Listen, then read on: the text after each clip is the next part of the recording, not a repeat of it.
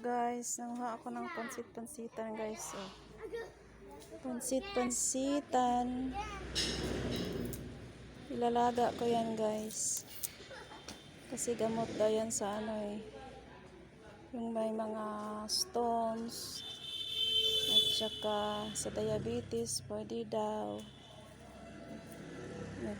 Nakatry na ako one time. Medyo okay siya kasi yung sakit ng talampakan ko nawala. Paano din to ng uric acid guys.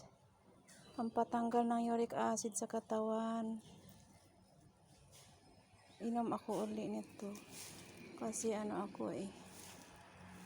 Sakitin na ba. Ay, ano kasi ako guys, may diabetes. Saka yung uric acid ko as hindi naman sobrang high. Pero alam ko meron eh. Meron akong uric acid. At saka meron akong gallbladder stone kasi guys. Inom ako nito, ilalaga ko ito. Inom ako ng gabi at umaga. Laga ko ito mamaya. Laga ko ito ng 15 minutes lang pakuluan. Tapos tanggalin ko na yung dahon, tapon. Tapos yan.